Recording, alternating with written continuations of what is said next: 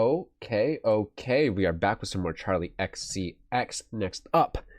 Wait, X next up. That's kind of cool. Internal rhymes. Anyways, Apple, produced by Charlie herself, A.G. Cook, George Daniel, classic, and Lotus IV. Haven't heard of Lotus. Interesting. Let's check it out.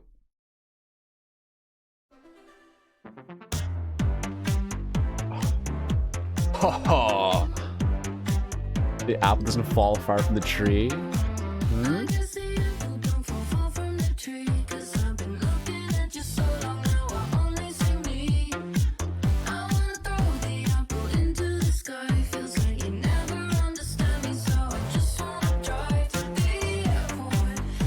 Wait. So the song's about one of her parents, I guess, because the apple doesn't fall far from the tree. Because that's not like a partner thing at all. It's like relation with family. Because I've been looking at you for so long now. I only see me. I want to throw the apple in the sky. Feels like you never. Let's click on it. What's the description says? Between herself and the person she's been observing closely. Yeah, it refers to children being like their parents. I understand that. The motif, dude. Talk about the lyric. Why are they talking about? Oh my god, the genre of the song is a lyric. You're supposed to. Let's keep going. Genius, dude.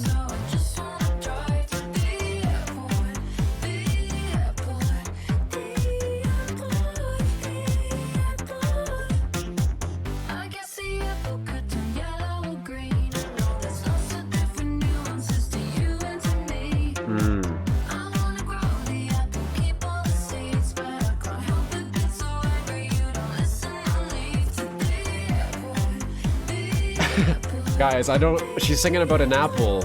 I don't get it.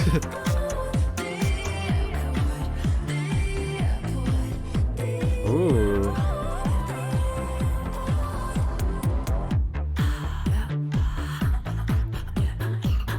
Did they reverse? Ooh, dude, it sounds like they did like a reverse on her vocal, or maybe the reverb of her vocal.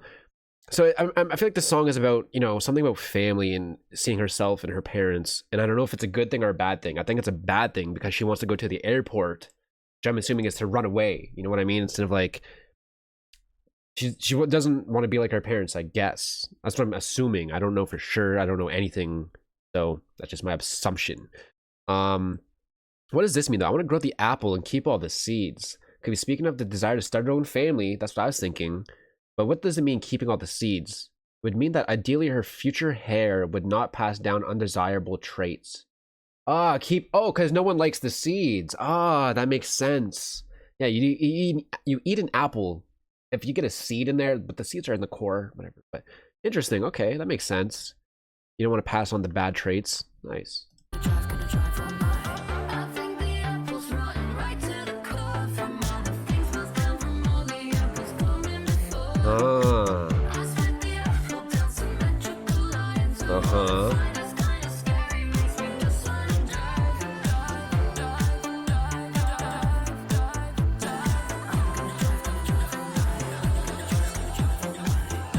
Those vocal chops.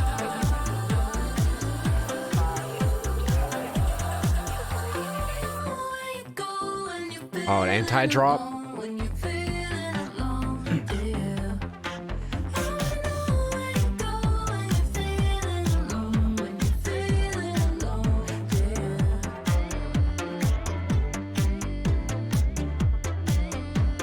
Ooh.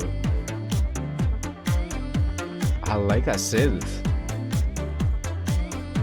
Nice little melody.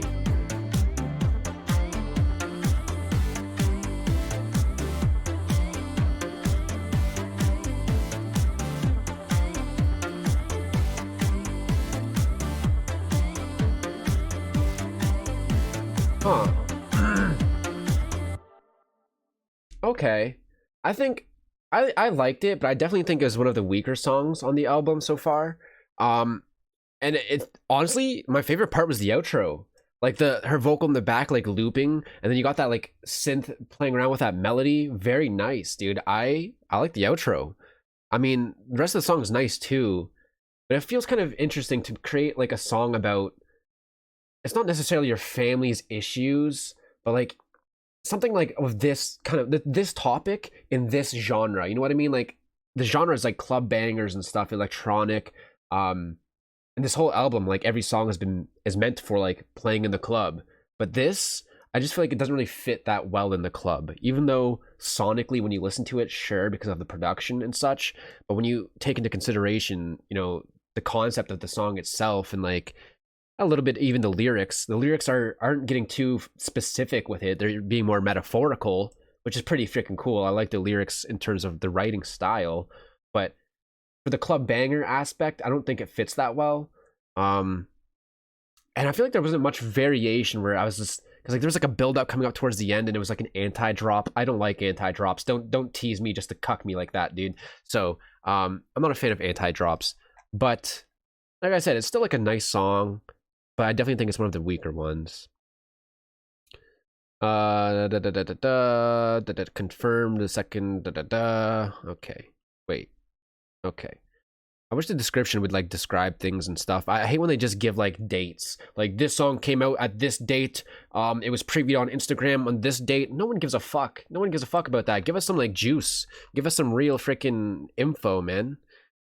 Queen of having a deal with Samsung, entitling her song Apple.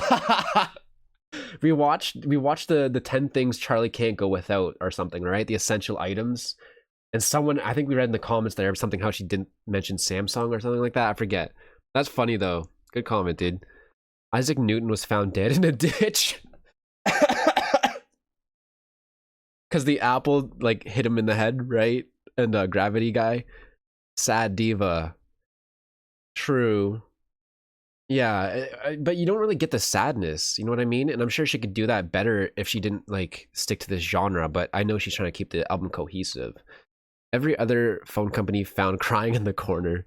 Honestly, that's what I thought. When I saw Apple, I thought, well, I didn't think like it would be an entire song about Apple, but I thought there would be like a bar about like Apple iPhones. I didn't realize the song was going to be more of a deeper meaning. Finally, a car drive song. Actually, yeah. Yeah, you know what? This song would be better fitted for a car when you're driving, you know what I mean? Rather than in the club. So happy that the song is on the album. I love the lyrics when she first posted them, and yeah, the song is a slay. As a euphemism of being, well, no shit, dude. No shit. Blady reference? Really? Isn't it spelt with two E's, not a EY? Charlene, this familial existential bop. One thing about Charli is that she will always sing about cars. Songs with Blady titles? Wait, does Blady have a song called Apple?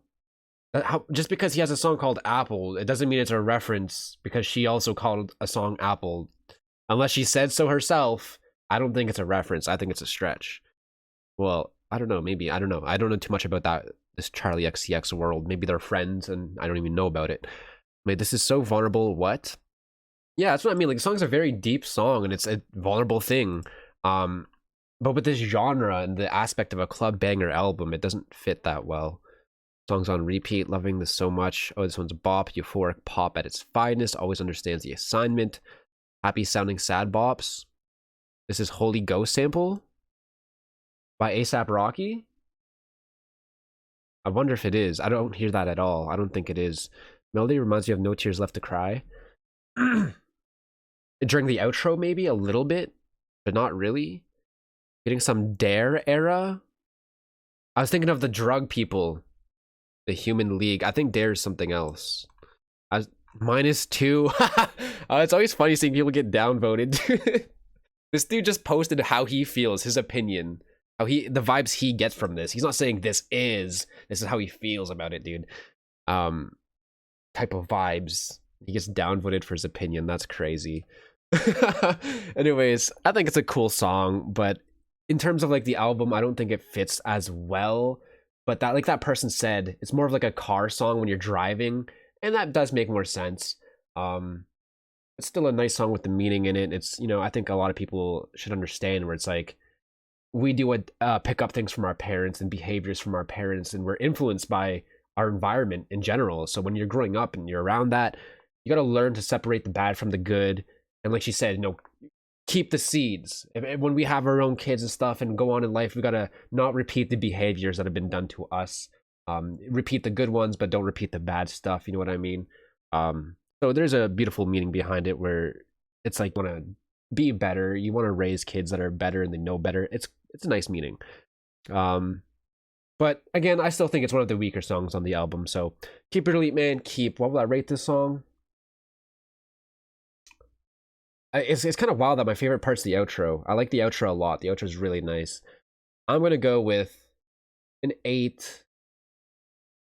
I'll go like an 8.2. I'll go like an 8.2. I feel like an 8.2 is pretty on point for me. Yeah, man, 8.2. It's a nice song.